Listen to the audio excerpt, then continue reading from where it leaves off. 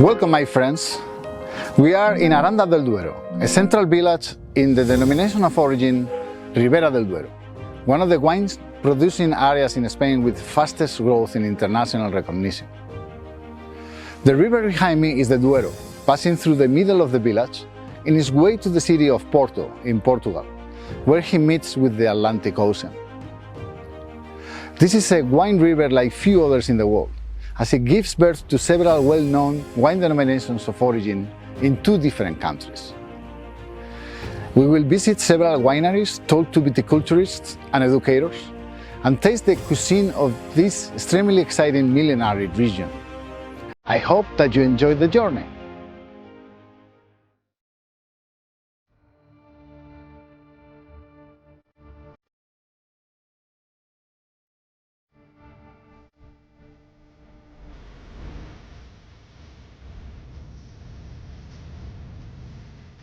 Ribera del Duero is located in the autonomous community of Castilla y León. Ribera means riverside, hence Ribera del Duero is the Duero's riverside.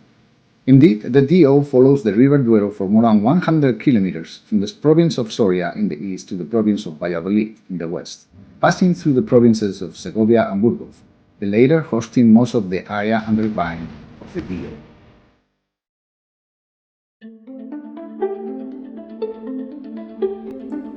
Wine has been produced in Ribera del Duero for many centuries. The first historical documentation was dated in Roman times, as evidenced by an incredibly well-preserved mosaic of Bacchus, the Roman god of wine, found not long ago in the village of Baños de Valdearados in the province of Burgos. But wine as we currently know it was probably introduced in the area by Benedictine monks from Burgundy, France, around the 12th century. One of the striking characteristics of this region is its very unique wine architecture. During centuries, wines have been produced in public lagars and mature in subterranean cellars, owned by individual families in almost every village in the region. But let's learn about these characteristics from the locals.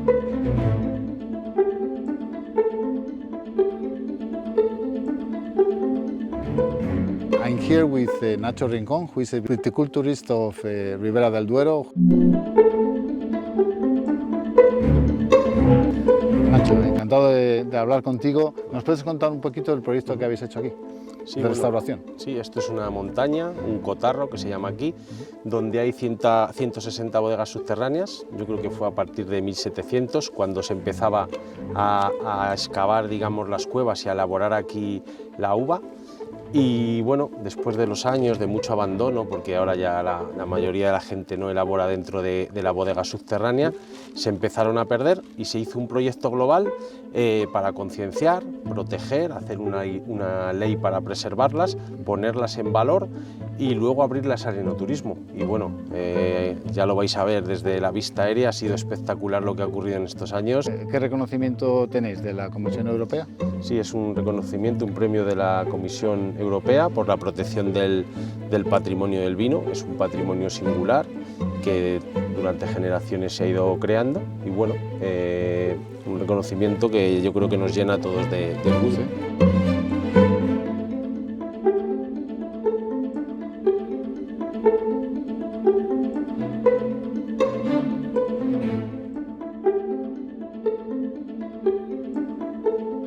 are with Jorge and Hernán Arandilla, who are the owners of Bodega Tres Piedras here in Fuentesen, in Ribera del Duero.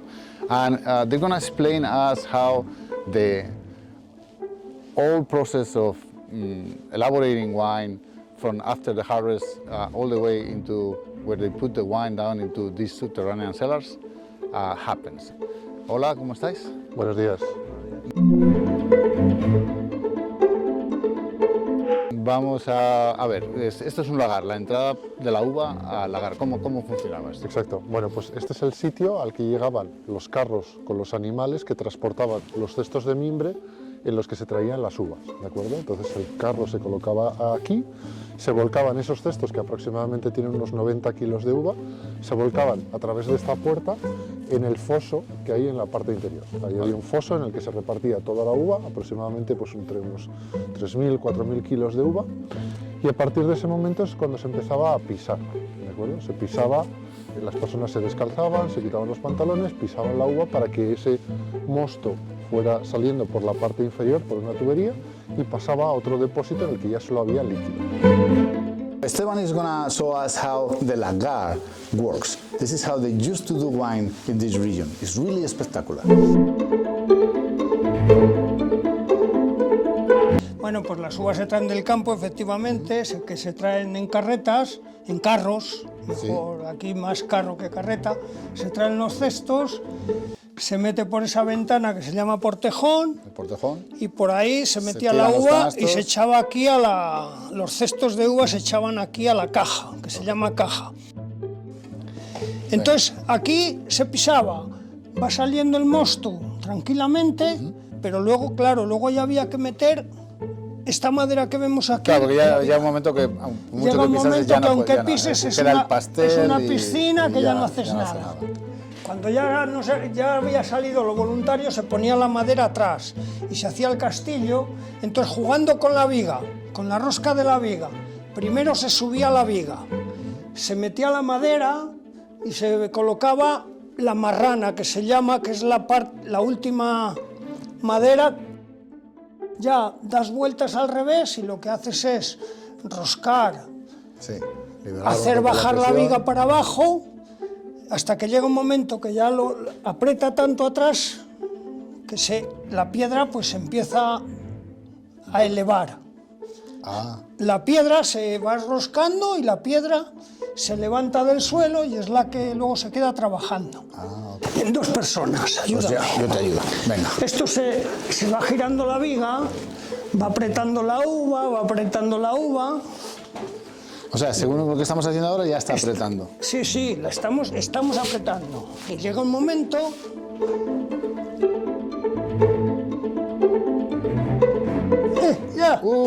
Ya se empieza a mover. Grábala si quieres. Grábala. Ya se eleva la piedra, se sigue dando vueltas despacito. Sí, porque cuesta ya. Se sigue dando vueltas. Vale, la podemos dejar ahí si quieres ya, ¿eh? Ya se ve. Claro, y ahí se queda. Entonces esto se sigue dando vueltas y se levanta lo que quieras. Claro, porque entonces, cuanto más levantes, más tarda en bajar. Toda la pasta que has dejado allí, esto, imagínate las toneladas de...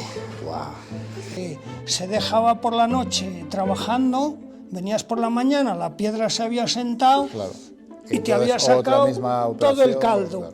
¿Qué había que hacer? Había que aflojar, volver a subir la viga, quitar toda la madera, picar la uva, remontarlo de los costados, cortar, que se llama, se hacía como una torta, se cortaba, se amontonaba la uva de los lados. ¿Y otra vez la misma? Y otra vez a poner la madera y otra vez a prensar.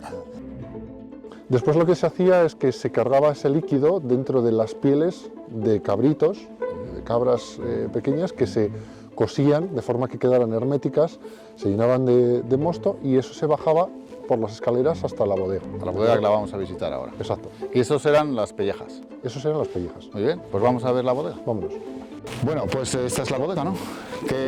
¿Cómo funciona esto? Porque esto da miedo solo asomarse. Bueno, los pellejos que venían desde el lagar se bajaban por estas escaleras y ahora cuando entremos dentro vamos a ver una salita pequeña que se llamaba contador, en la cual se contaban los litros, los pellejos que se metían para saber luego cada familia cuántos litros había metido a la bodega.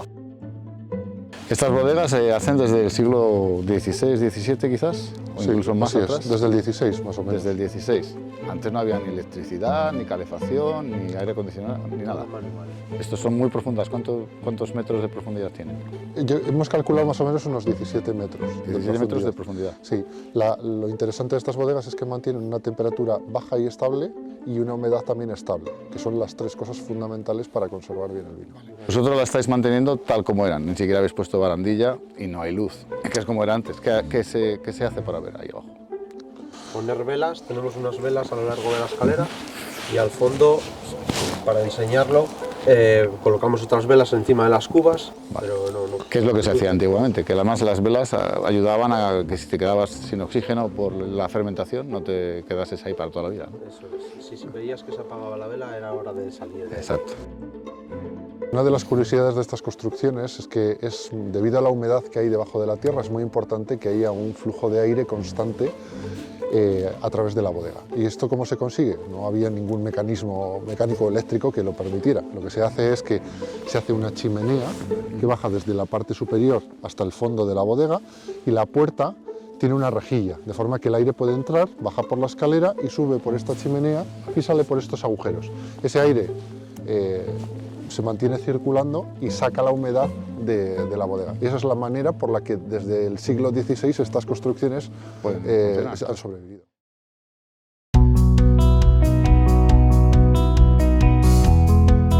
We are with Alberto Tobes, who is the Director of Experimentation here in the Regulatory Council of Ribera del Duero. Alberto, gracias por recibirme.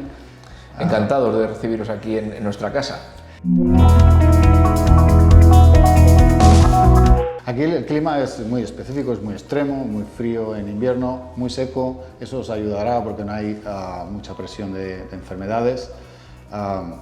Hay muchas o varias denominaciones en España, por ejemplo, pienso en el Penedés, que se quieren volver ecológicas. Y es un poco también lo que me estabas diciendo de aquí, ¿no? Que es un poco lo que ya están haciendo los bodegueros y viticultores ahí. ¿Qué planes tenéis en ese sentido, si es que tenéis alguno, o a lo mejor ni siquiera es necesario? No, porque aquí no es necesario. Aquí tenemos unas precipitaciones medias de 397 litros al año. O sea, nos encontramos en un clima semiárido. Sí. Las precipitaciones y la humedad, que siempre es muy baja, hace que las enfermedades fúngicas, que son los principales problemas de la uva, apenas estén presentes. ¿No hay mucha lluvia? ¿Se permite irrigación? Sí, se permite regar, pero es que si os habéis dado ya un paseo por la zona, habéis visto que apenas hay riego y la gente no suele regar, porque realmente el viñedo joven es un poco, hasta que se establezca le puedes regar, pero no se suele hacer, porque si tú se lo pones muy fácil al viñedo, no desarrolla bien el sistema radicular. Y el viñedo viejo, tenemos la suerte que nuestros suelos son muy profundos, sí. Y aunque llueve muy poco, la planta es capaz de absorber agua a niveles freáticos más bajos, y que aparte nuestras producciones son muy bajas. Entonces, nuestro propio desarrollo vegetativo es muy bajo y la planta tiende a consumir menos agua y por eso las maduraciones son más intensas. Las uvas, ¿cuáles son las permitidas? Tempranillo es el rey aquí, Tempranillo, supuesto, pero tenéis otras tintas. Sí, Tempranillo, que para nosotros es la variedad tinta fina o tinta del país, pero es la variedad Tempranillo. Nuestra variedad principal supone casi el 96,5% de nuestra superficie de viñedo. Tenemos otra variedad autóctona, en este caso blanca, y que desde hace 2 años podemos elaborar ya vinos blancos acogidos bajo esta denominación, que antes se usaba solamente para pequeñísimas cantidades para elaborar vinos tintos o para vinos rosados, y es el Albillo Mayor. Y luego tenemos otras 4 variedades tintas, que es la Cabernet Sauvignon, la Malbec, la Merlot y la Garnacha Tinta.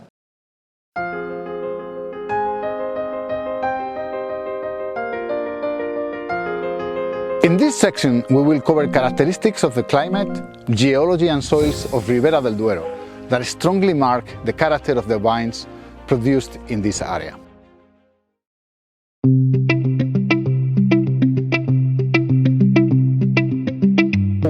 with David Ayala, who is the technical director of Pinea Wines. Te iba a preguntar del clima. El clima aquí, aparte de ser continental extremo, la lluvia se concentra en el invierno principalmente. Bueno, invierno y primavera. Okay. Entre esas dos estaciones es lo más fuerte. Luego los veranos son bastante secos y el otoño, bueno, pues sí, también llueve, pero algo menos. Ribera del Duero, Burgos, Valladolid, son las zonas más frías de España. ¿Cómo moldea este clima tan extremo, tan frío en invierno, con heladas muchos días, el vino, la uva que se da aquí, el tempranillo? ¿Qué características? Sí, lo importante es el frío, pero ya no tanto el frío, porque hay muchas zonas frías en el mundo, ¿no? Más que eso es lo que se llama la amplitud térmica, que es la diferencia de temperatura que llega a haber de la noche al día, tanto en invierno como en verano como en primavera. Que puede oscilar hasta 20 grados. Sí, puede llegar a haber 20 grados de diferencia desde la noche al día. Claro, eso te mantiene la acidez de la uva. Sí, mantiene crecimiento un poco más largo. Efectivamente, mantiene que haya frescura, haya acidez, porque todo ese calor y ese exceso de gasto de energía que hacen durante el día con la fotosíntesis, pues cuando hay mucha sequía y mucho calor, luego por la noche las plantas se recuperan, haciendo que nuestras viñas saquen una carga polifenólica en las uvas de mucha intensidad, que luego se ve reflejado en las copas.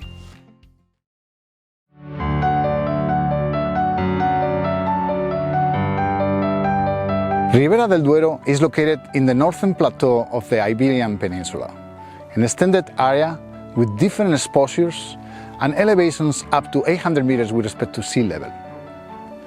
It is a sedimentary valley with a series of geological layers exposed from the continuous erosion by the River Duero, leading to a high complexity of soil compositions across the DO. Soils differentiate from moving down the river, predominantly red sandy silk and clay, like this one, with the concentration of sand increasing towards the west. Let's see what the viticulturists have to say about Ribera soils.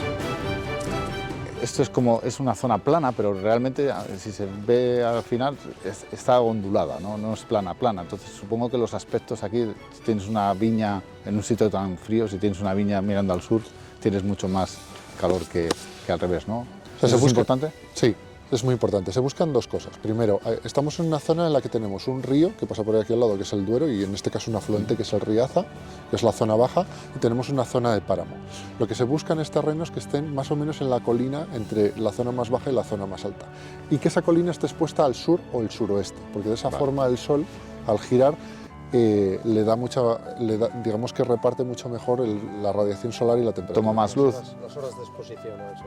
Vale, toma más luz y además en una colina seguramente el suelo tenga más, sea más superficial, con un poco de sedimentación y un poco más de complejidad. Claro, se buscan terrenos que sean pobres porque al viñedo de calidad, para el viñedo de calidad no es interesante terrenos, por ejemplo, pues en los que se puedan sembrar pues, cultivos como la patata o la remolacha, ¿no? Claro. Que son los que encontrarías en la parte baja cercana al valle.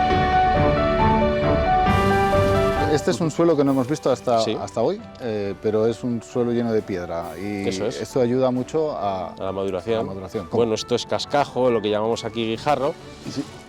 Ya veis qué característico, además que a la gente de otras partes del mundo le llama mucho la atención y mucha gente me pregunta y piensa que es algo que he hecho yo a la viña, como que extiendo tal. Estos son terrenos aluviales de depósitos de ríos que pasarían por aquí hace claro. muchos siglos. Y lo bueno que tenemos es que a 2 metros es una capa arcillosa, el agua lo retiene muy bien, aquí cuando hay sequía funciona muy bien esta zona porque almacena muy bien el agua, aquí no trabajamos nada en regadío. ¿Qué profundidad tiene la primera capa?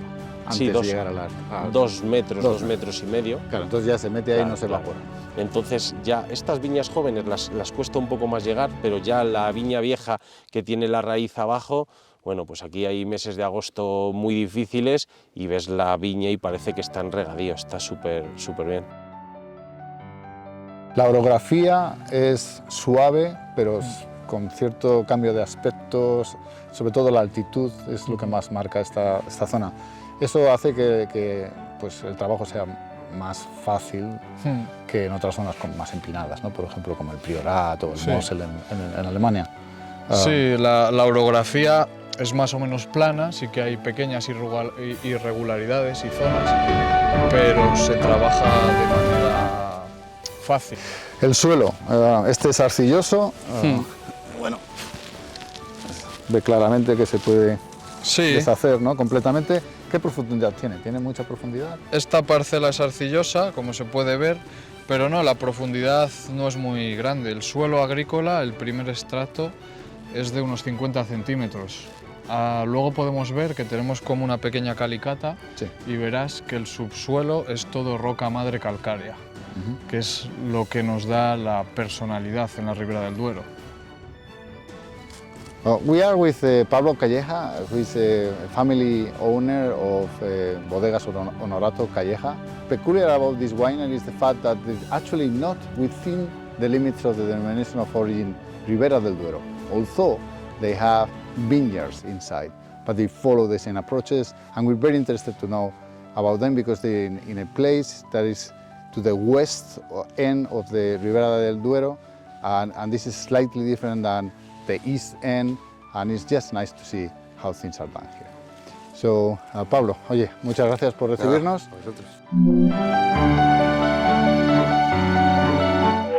Es un viñedo que realmente está dentro de un valle, dentro de otro valle, también paralelo al valle principal, al valle Esgueva. ¿Qué tenemos peculiarmente en este viñedo? Pues que está bastante protegido por la geografía y luego pues, bueno, pues por los pinos que tenemos y demás. Y luego con esa pequeña pendiente orientada a sureste, que al final, en cuanto a las heladas que podemos tener, sobre todo aquí al final, podemos tener siempre un problema bastante gordo en heladas de primavera, en toda la Ribera del Duero o en esta zona. Sí. Entonces, bueno, eso nos hace que la niebla tan importante o que tiene tanta presencia aquí vaya cayendo un poquito más rápido que en una zona un poco más llana. No se quede estática y entonces, bueno, pues hace que nos podamos librar un poquito más fácilmente. Y los suelos arcillosos, y me contabas que tienen cierta composición de arena que dejan filtrar el agua hasta que llegan a un subsuelo que está... Bueno, justo en este viñedo es de esta forma, o sea, no todos los viñedos que trabajamos aquí en el Valle Esgueva son de esta forma. Hemos venido a este porque es bastante peculiar y es bastante diferente a lo que podemos encontrar por aquí. Tenemos una textura bastante arenosa para lo que podemos encontrar aquí, no llegamos a esa arena de toro, que puede ser obviamente, pero tenemos una arcilla general con una textura de arena en el suelo, y en el subsuelo ya vamos a encontrar una arcilla calcárea. Sí. ¿Eso qué nos hace? Pues nos hace que cuando llueva podamos no tener problemas en la raíz de la planta, porque al final el suelo va a filtrar bastante, y en cuanto llegue a esa arcilla calcárea vamos a tener esa retención de agua que va a ser tan importante para la viña, para los La arcilla calcárea es esa blanca que se ve en muchos de los lugares por aquí, ¿verdad?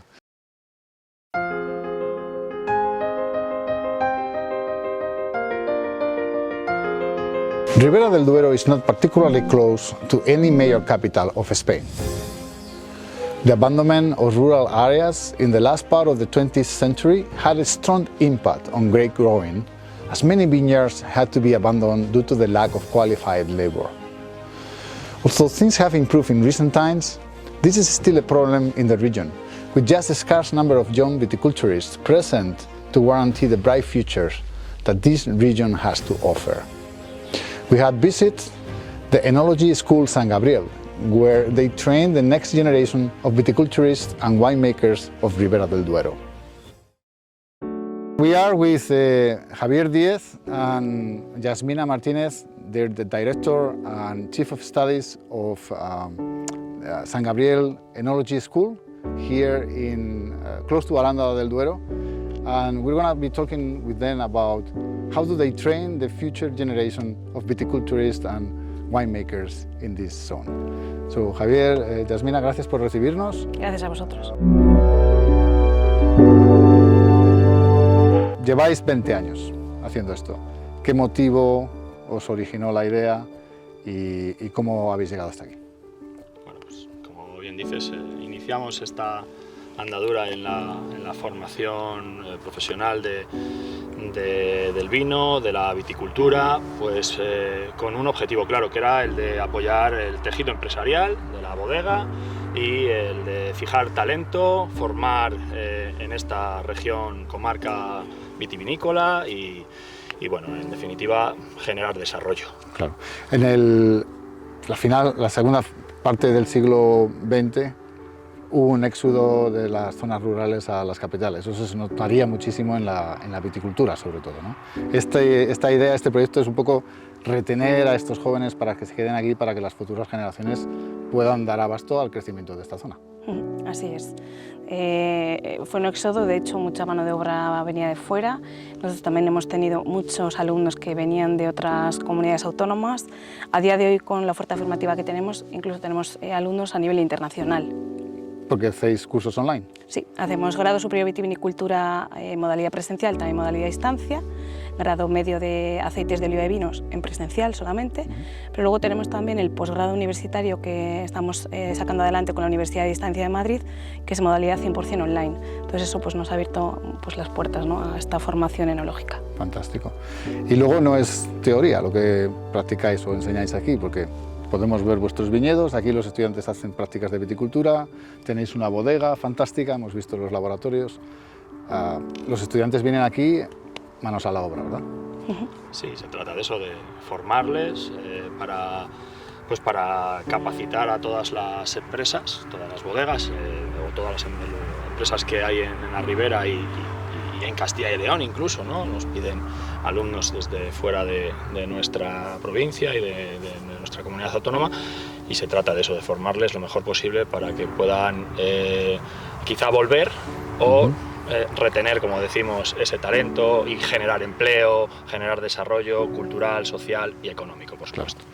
Y al final integrarles en lo que es una de las métodos de sustento de esta zona tan característica que es el vino en la Ribera del Duero, ¿no? Bueno, pues muchas gracias por atendernos y buena suerte con el proyecto.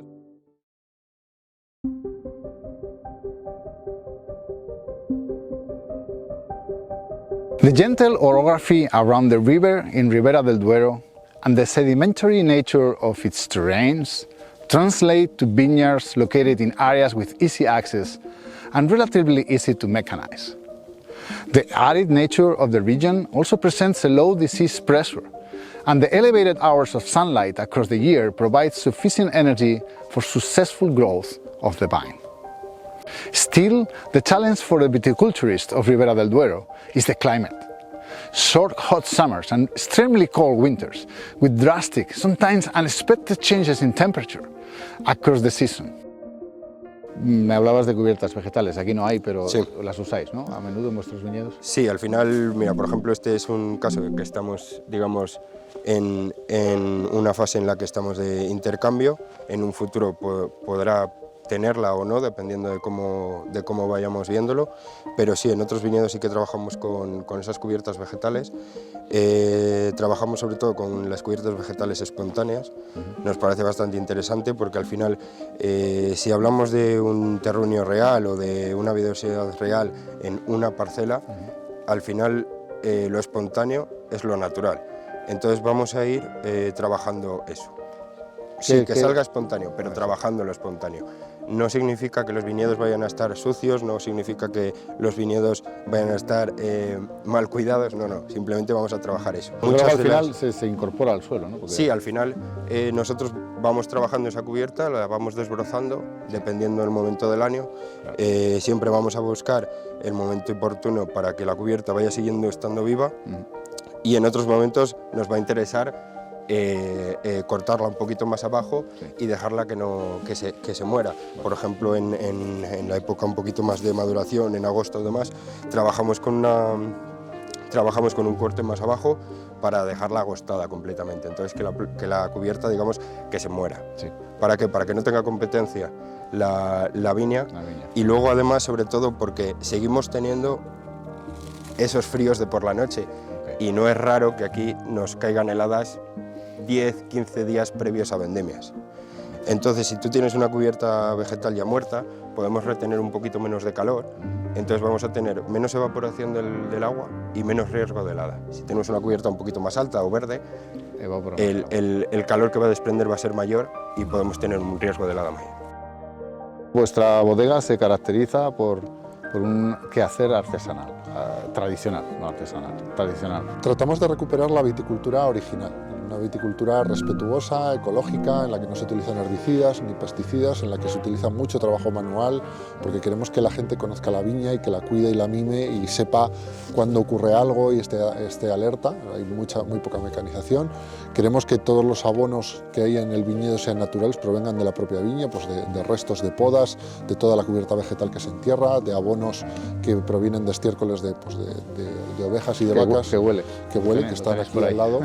Porque es que eso además ayuda muchísimo con la economía de la región, de la zona, y mantiene pues, el pastoreo, y mantiene pues, una serie de cosas que se están perdiendo y que hacen que se despoble toda esta zona. Te pregunto sobre viticultura. Sí. Tempranillo, aquí es el rey. Esta hectárea que tenéis aquí, o varias hectáreas que tenéis aquí, son de tempranillo. ¿Cómo cuidas al tempranillo? Cuando empieza... Es un tempranillo, ¿no? Eso es que empieza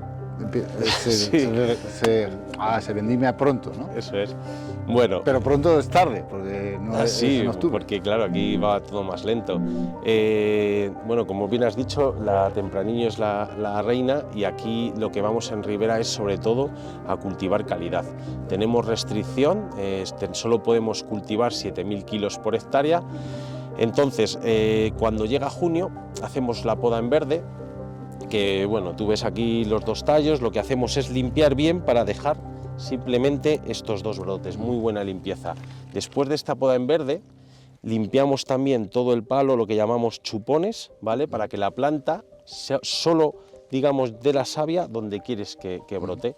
Luego se hace también un deshojado y un desnietado. Desnietado es todos los nietos, digamos, que salen del pámpano principal, desde el alambre hasta abajo, lo despejamos. ¿Qué conseguimos? Que desde este alambre hasta el alambre de formación vaya todo muy despejado, muy limpio, tú lo puedes ver como una exposición, y ese consigues que digamos tenga más incidencia, más rayos de sol, madure más, tengas menos problemas con enfermedades. Aquí es un páramo que hace muchísimo viento y esté todo muy aireado. Entonces todos estos trabajos, que sobre todo se hacen en verano, es para limitar la carga. Podemos quitar un 40% de carga, regulamos estas más o menos entre 5.500 y 6.000 kilos, y al final es trabajar mucho en verano para ir a una calidad, digamos, muy alta. Es un clima seco, árido, sí, con poca lluvia. Supongo que presión de enfermedad es baja en comparación con otras zonas más húmedas, pero todavía tenéis algunos ataques de hongos. ¿Qué es lo Mira, lo más común, digamos, en primavera es polilla y oidio. El oidio este año, por ejemplo, ha habido muchas complicaciones porque ha habido mucha tormenta, mucha humedad, pero aquí el mejor aliado es el viento. El viento hace que haya años que simplemente igual con una mano de azufre o dos no tengas que hacer más tratamientos, no es como en Galicia o otras zonas más húmedas. Y sobre todo lo que se está dando es incidencia por enfermedades de madera. Muchas veces es porque no se podan bien las viñas. Entonces la clave es, si te lo podas tú, cuando eres un viticultor pequeño te lo podas tú, pues tener mucho cuidado en hacer una buena poda. Cicatrizamos también los cortes y bueno, al final tener poco viñedo te hace que lo cuides muy bien.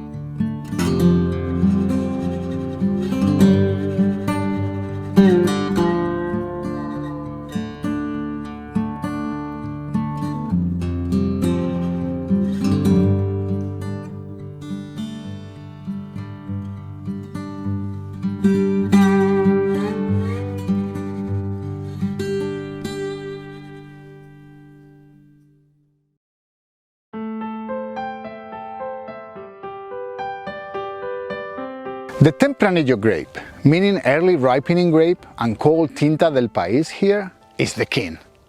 Its early ripening ensures harvest before the hard winter hits at the end of the growing season. It has adapted particularly well to this area and developed unique characteristics that differentiate it from those found in other areas of Spain, such as Rioja. In particular, it presents a thick skin, which is responsible for very age-worthy wines.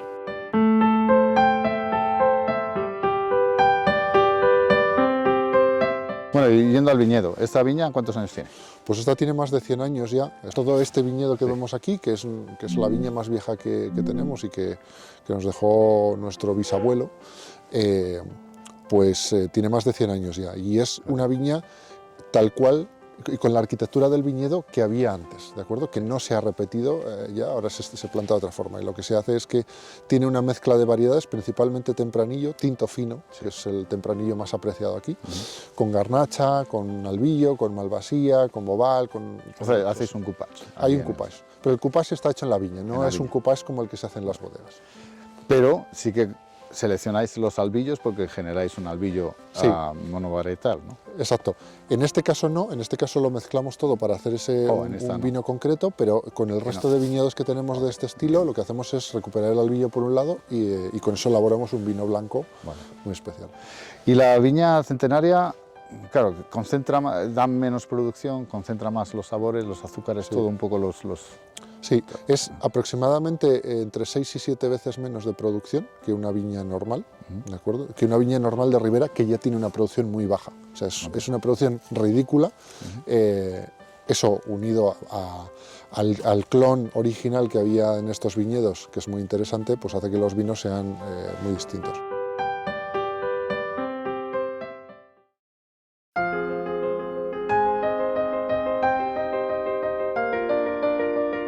Ribera del Duero is responsible for some of the most sought-after wines from Spain. It hosts a new generation of viticulturists and winemakers that are pushing wine production to unseen levels of quality and uniqueness. We had the pleasure to meet a very diverse representation of winemakers of Ribera, including small and talented producers and a very recognized cooperative. Let's learn from them about the winemaking practices in the area. We are with Plácido Hernando, who is the Vice President of the Cooperativa Santa Ana. So, Plácido, muchas gracias por recibirnos. Muchas gracias. Esto es una cooperativa que lleva 60 años en funcionamiento. Sí, claro que sí. Coincide quizás con esa parte de la historia de Burgos, o de la zona de Ribera del Duero en particular, en la que hubo ese éxodo masivo de gente de las zonas rurales a las ciudades. Bueno, el éxodo masivo y también la dificultad para elaborar el vino en los antiguos lagares. Una de las cosas que me llama mucho la atención es que vendéis, esa cooperativa San Leminos, que se venden muy asequibles, por menos de 10 euros, pero son viñedos centenarios. Sí, pero el comercio y la elaboración cuesta mucho. Sí. Es que no es lo mismo, nosotros el trabajo, cada vez menos porque queda menos gente, pero ha sido una cosa fácil, pero luego la elaboración y la comercialización es otro punto.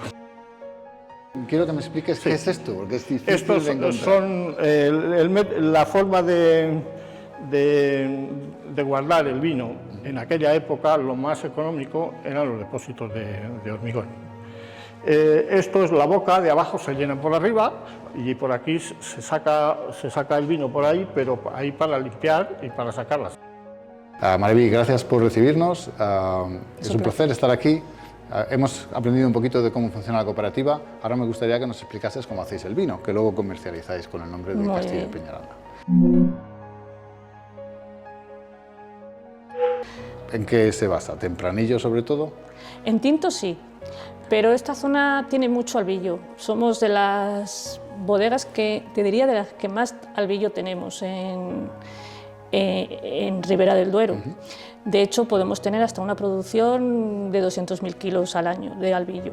¿Cómo lo producís? Porque hemos estado en alguna otra bodega que también la están empezando a usar y la están haciendo la están haciendo con las lías durante varios meses, en barrica, sí. en cemento, en huevo. A ver, nosotros hemos hecho siempre blanco joven, un poco movido con las lías, y ahora que ya tiene otro valor añadido, al tener el nombre de Ribera del Duero, estamos empezando a hacer crianza de madera, y bueno, pero lo nuestro, lo que llevamos más tiempo haciendo es el joven del año.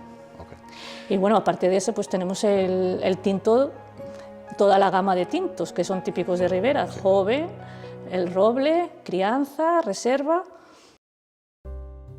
3 vinos basados en tempranillo, 2 tintos y un rosado. Cuéntame. Efectivamente, nosotros la primera uva que entra en Pinea es para hacer un rosado. Lo vendimiamos un poco antes para que esas uvas tengan más frescura, más acidez y sea un poco el hilo conductor de ese rosado. Y luego, posteriormente, empezamos con unas parcelas que son de menor altitud, con las que elaboramos nuestro 17 by Pinea. Y luego, como cierre de vendimia, pues elaboramos nuestro gran vino, que es el Pinea. Se elabora 100% en vinificación integral, en barricas con los fondos abiertos, en bocois de 500 litros. Y bueno, pues es el vino que tiene más carga polifenólica y de mayor estructura, por lo que pues las maduraciones suelen ser las más tardías. O sea, el Pinea, que es el de más alta gama, vuestro es en barrica, la fermentación. ¿El rosado cómo lo hacéis?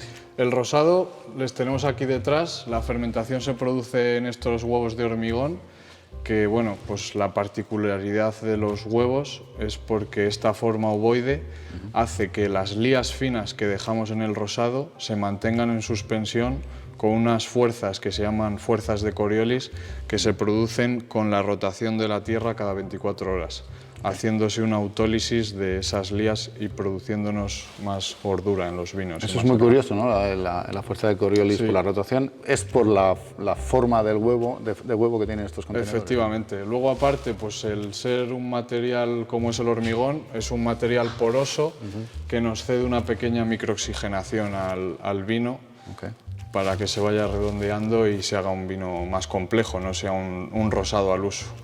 Y luego veo que tenéis aquí un montón de, de acero inoxidable. ¿Qué vinos hacéis aquí? Luego también pues el 17 by Pinea lo hacemos en acero inoxidable y luego pasa a hacer la crianza en barrica. Una parte hacemos maloláctica en barrica y la otra hacemos la maloláctica en inoxidable. Entonces todo lo vinificamos por parcelas, hacemos las catas y luego se hace un ensamblaje final. I'm here with Pilar Zapatero, who is the family owner of El Lagar de La Isilla. And it's not just a regular winery, it's actually a very interesting project that encompasses hospitality, cuisine and enology. And we're going to be talking about how do they do wines in their family.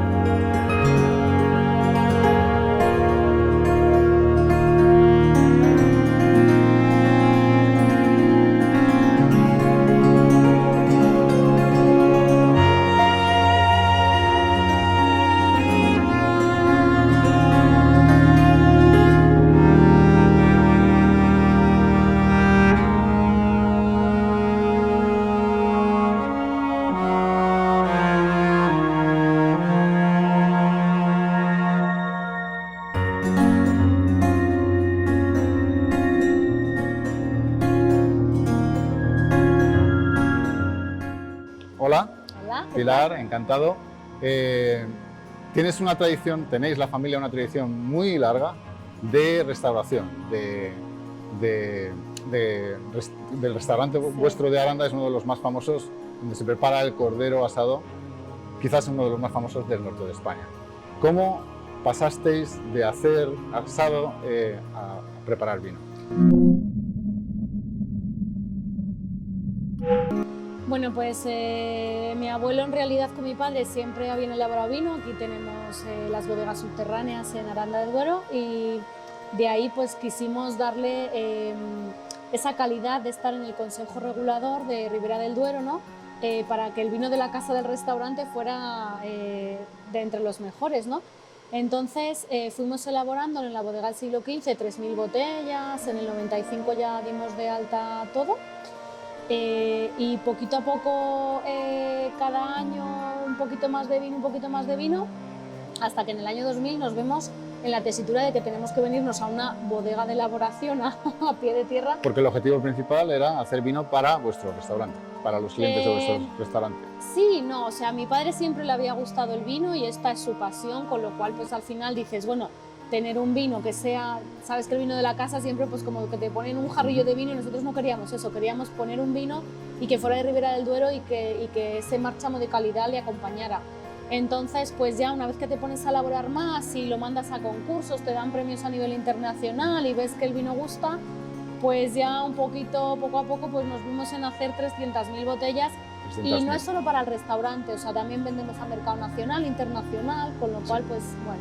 Háblame del albillo. Aquí lo fermentáis en hormigón, en tinaja... Eso es. La variedad albillo ha sido completamente, digamos, un experimento desde el principio, ¿no? Elaborarla y demás. Ahora mismo es la reina de Ribera. Nosotros particularmente en nuestra bodega quisimos darle el toque de huevo de hormigón y tina de gres. Digamos que la elaboración no es toda 100% así, sino que una parte va en barrica, otra en huevo, otra en tina y otra en damajuana. Con lo cual lo que hacemos es al final mezclarle para generar esa untuosidad. La variedad albillo es más plana, que en la zona estamos acostumbrados casi a la verdejo, que es la que se iba a buscar, ¿no? Porque aquí no teníamos blancos. Claro. Entonces esa que tenía tanta, que es tan intensa, ¿no? Pues esta la dejaba más plana. Estamos en vuestra bodega y me vas a explicar un poquito el proceso de fermentación, pero sobre todo estoy interesado en que me expliques bien a todo el mundo cómo funciona el remontado por gravedad de esta manera tan ingeniosa. Bueno. Esto que tenemos aquí se llama OVI, objeto volador identificado. y nada, bueno, pues a la hora de elaborar, cuando la uva viene del campo, despalillamos, tenemos unos días de maceración en frío, comprada en frío y demás. Luego ya empezamos, cuando empieza la fermentación hay que empezar con los remontados y bueno, nosotros apostamos por remontar por gravedad. ¿Por qué? Porque al final va a haber un trato mayor, un poquito más de respeto, o bastante más de respeto a la materia prima, a las uvas, y obviamente pues difiere mucho de que haya una bomba con unas aletas o con una presión golpeando directamente la materia prima, ya sean las pieles, los ollejos, o ya sean las pepitas, que ya pues podemos tener problemas a la hora de que nos salgan herbores en los vinos a la hora de elaborar. ¿Y cómo lo consigues? Entonces lo que hacemos aquí, pues lo que hacemos es sacar de limpios, que denominamos limpios y sucios. Se saca de limpios cuando está fermentando, se llena el depósito entero, le subimos con el puente grúa, le ponemos en la parte de arriba y nada, simplemente abrimos de golpe y de repente pues caen un montón de litros, caen unos 800 litros de golpe, hace que todo el depósito se mueva y se mezcle y se homogenee de forma rápida. Además de ese trato bueno que le va a dar a la materia prima, vamos a tener un golpe de oxigenación para que las levaduras vayan fermentando correctamente y tengan esa vida que tienen que tener para que no tener problemas en fermentación. Y nada, y al final es eso, también ese golpe a un metro y medio que se puede dar en el contraste, pues va a hacer que la extracción sea un poquito mayor, porque al final esos ollejos se van gastando, se van desprendiendo y tenemos una extracción un poquito mayor. Bueno, pues esta es la bodega de mi abuelo, la de toda la vida de casa. Es una bodega típica de la zona, excavada en la tierra, con diferentes islas donde se iban dejando las barricas. Está excavada, pero veo piedra también. O sea, sí, era excavada, pero al final, bueno, como te he hablado mucho del subsuelo calizo aquí, tenían que meter algo de piedra para, sobre todo, las humedades. Entonces, bueno, para intentar que no fuera a cara descubierta. Y esto es salado. Y aquí, pues tenemos el cementerio de botellas de primeras añadas, aquí, bueno, y allí. En la que, bueno, por ejemplo, tenemos el 2011 de Honorato, la primera añada de Honorato. Este es el reserva. Exacto.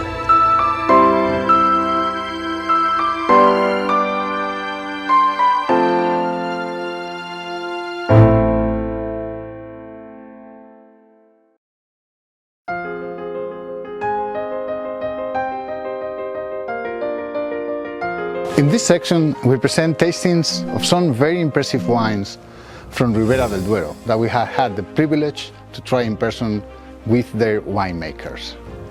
And we will also show you what is perhaps the most characteristic culinary dish of the area, the Cordero Lechal, or baby lamb, which is cooked to absolute tenderness in centenary clay ovens all across the area.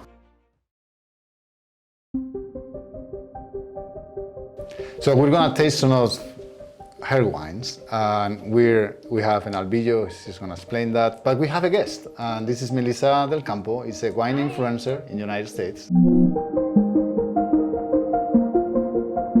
And she's going to join us, she's visiting the area. So thanks for joining us, Melissa. Este vino nos le han catalogado como uno de los 5 mejores vinos de Ribera por Pedro Ballesteros, Master of Wine. Decían que era una de las 5 mejores compras junto con Vega Sicilia y demás. Ahora me diréis a ver qué os parece. Pues si lo dice Pedro, Pedro es uno de los 2 Master of Wine españoles, ¿verdad? Que tenemos. ¿Qué color? Son suelos arenosos, ¿vale? Y estamos hablando que en la añada 2018 hicimos 3.287 botellas. Cada año, según nos dé la viña ese año, según vaya la producción, pues va cambiando obviamente porque es lo que nos da. O sea, si nos hubiera caído una helada justo ahí o lo que sea, pues no hubiera habido producción. ¿De qué año es? 2018. O sea, es el que habéis sacado ahora. Sí, este último año. La cosecha del 2018. Eso es. Veis que, bueno, este ya es en su mayoría esa tempranillo, veis ese toque. La uva tempranillo, la característica son estas frutas negras, moras, zarzamoras. Vemos que tiene ese toque láctico de la elaboración. Se nota el roble también. Sí, esa madera muy sutil, ¿no? Son barricas de 300 y 400 litros. Bueno, Pilar, muchas gracias. Tus vinos son fantásticos, vuestros vinos Gracias son fantásticos. Gracias por todo la... No solo vamos a hacer tasting de los vinos de La Isilla, sino que vamos a probar su Cordero Lechal, que es una de las comidas más típicas de esta provincia de Burgos y yo diría, lo extendería al norte de España. El lechazo lo que se prepara es de forma natural. Entonces se coge, son lechazos de aproximadamente unos 5,5 kilos a 6 kilos, en el que de alguna manera se parte en 4 trozos, por eso le llamamos cuarto de lechazo. A partir de ahí solo se añade agua y un poquito de sal. El agua, una gotita de limón, es lo único que tiene, el único aditivo que tiene. Se le introduce en el horno durante primero 3/4 de hora aproximadamente, para posteriormente sacarlo, darlo la vuelta y a partir de ahí se le deja a medio terminado de hacer. Y digo a medio terminado porque simplemente ya queda para que se dé el último toque cuando le pida al cliente, porque evidentemente no todo el mundo viene a la misma hora. En el horno previamente se introduce aquí en la boca y se deja preparado del día anterior todo lo que es la leña de encina, se prende, se mete al centro y cuando ya está hecho ascua, lo que se hace es llevarlo a un lado. Se les pone de un lado y ahora les giro para que se hagan mejor del otro. No les doy la vuelta ahora, simplemente es giro. Primero han estado por este lado y ahora por este. Oh, wow. Fantástico. Pero ves, es que se deshace. Wow. Se deshace. Melissa, this is Cordero Lechal, that is baby lamb. Okay. It is made all the way down to tenderness. As you can see, as it was broken, it's really, really tender. And now you're gonna take a little bit, put it in your plate, okay. Try it, and let me know what you think. Okay?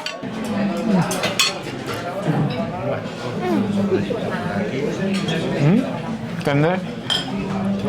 Tender, soft, flavorish. All right. Wow.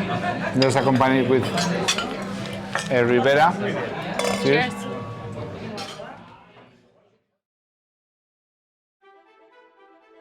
Bueno, David, estamos aquí con el rosado en crianza. Sí, vamos a catar nuestro Corde. Es un vino que es un guiño a los claretes que se elaboraban en esta tierra durante toda su historia. Y bueno, pues queríamos darle un homenaje a ese vino de esta tierra, que siempre ha sido el primero, lo que pasa que elaborándolo pues con técnicas un poco más sofisticadas. Que huele desde aquí. Sí. Melissa, ¿a qué te huele? Todo frutas, fresas, cerezas. El color es muy fresco. Te deja ya saber que el vino va a ser muy fresco, muy elegante. Sí, lo que buscamos es, como comentaba, es la uva que vendimiamos primero, entonces la acidez es lo que nos sujeta el vino. Tiene que ser un poco la columna vertebral. Luego tiene que tener amplitud, que es lo que nos aporta la crianza en madera, con lías finas y batonás. Y luego el huevo de hormigón, que nos da ese suelo sin que sea tan característica la madera dentro del ensamble. Este tiene poder, es poderoso por la barrica, ¿no? Bueno, Mariby, nos vas a hacer probar un par de vinos, un albillo y un crianza, ¿verdad? Exactamente. Venga, empezamos por el blanco, claro. Empezamos por el blanco. Bueno, esto para entrar en calor. Definitivo. Sí, de aperitivo, ¿verdad? Sí. Bueno, podéis ver por el color que es un amarillo pajizo, paja, porque ya es 2020, pero puedes ver perfectamente que el vino se conserva muy bien. No tiene ningún matiz de oxidación ni nada para tener ya un año. Y es bastante aromático, porque tengo entendido que el albillo es bastante neutral. O sea que, sí, pero afrutado, nosotros el que hacemos floral. Es el afrutado, sí. El floral, le veo flores. Tiene flores blancas. Muy afrutado, muchas frutas verdes, pera, limones, melocotón. Sí, la sensación de incluso manzana más bien verde, más madura, ¿no? Parece como dulce. Sí, ahora le tiene ya un poco más meloso, un poco un toquecillo de miel. Y se transmite en la boca. Todas las frutas van desarrollándose un poco más. Sí, la manzana sobre todo. Está muy bueno. Y una acidez muy buena, muy equilibrada y es como entrante, ¿verdad? Yo creo que está muy bueno. Fantástico. ¿Qué vino es este? Bueno, esto es la garulla. ¿Por qué la garulla? La garulla. La garulla. La garulla. ¿Por qué? Aquí en Amusquillo, el mote que tenemos, no el gentilicio, pero sí el mote, somos garullos. Nos llaman garullos los del resto de pueblos de alrededor. Y garullo significa jaleo, desorganización, gente de fiesta. Bueno. Y en castellano antiguo significa uva desgranada o fruta madura. Pues tienes y en asturiano significa momento de recolección. Entonces me venía todo muy unido para... Efectivamente. Hay que añadir también lo de pícara. Sí, también garullo es esa gente pícara, granuja, es un poquito esa gente un poco de jaleo. Vale. Y este es el vino joven. Exactamente. Este es un vino, es tempranillo 100%, lo elaboramos solo con viñedos viejos de aquí del Valle Esgueva, los antiguos majuelos de cada casa. Bueno, pues huele a fruta, fruta roja y negra. Bueno, es un vino bastante fresco, tiene la fermentación de unos 20-25 días en barrica de roble americano, simplemente para que tenga una pequeña aportación, que no tenga esa maderaza que podemos tener en otros vinos y demás. Sí. Y trabajamos muy bien, o intentamos trabajar muy bien, la búsqueda de la frescura del tempranillo. Siempre se habla mucho del tempranillo, que es muy bueno como base y que no tiene mucha frescura y demás. Se le pone graciano, mazuelo, otros para darle más acidez. Y entonces aquí es la búsqueda del tempranillo. En esta zona siempre históricamente se elaboraba el ojo gallo, que era un vino un poquito más tinto que el clarete típico de Cigales, y entonces es recuperar ese estilo de vino. Me parece bastante único, con bastante personalidad este vino, ¿no? No es definitivamente un vino una idea de tiro. Pablo, Sí. que cuando me las comentó en su día, me dijo, yo tengo una idea, quiero hacer alguna cosa, y yo le dije, poco. Vamos a empezar despacito. Y ¿Con este empezasteis?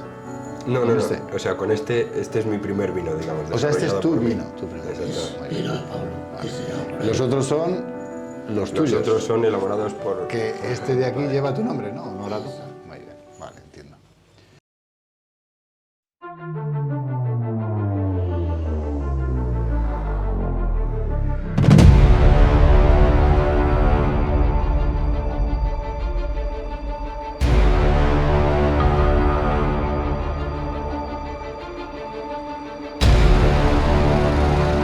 Bueno, aquí estamos a probar vuestros vinos.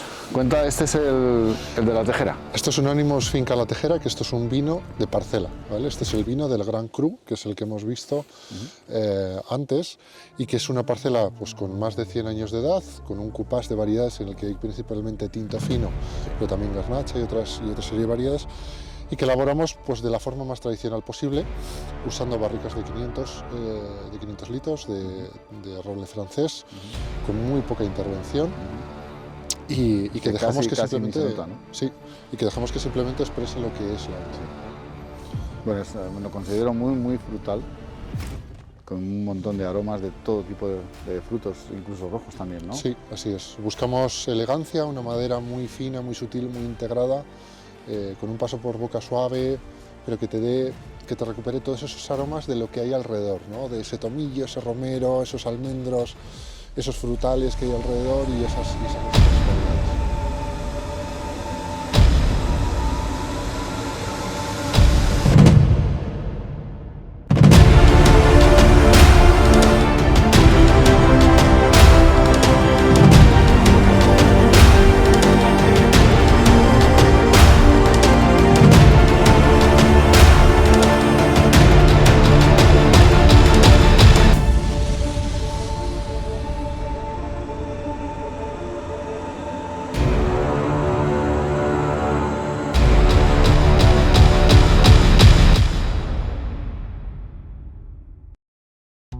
The visit to Ribera del Duero has been fascinating. It has also been cold, but its impressive wines make one forget about the freezing winter temperatures.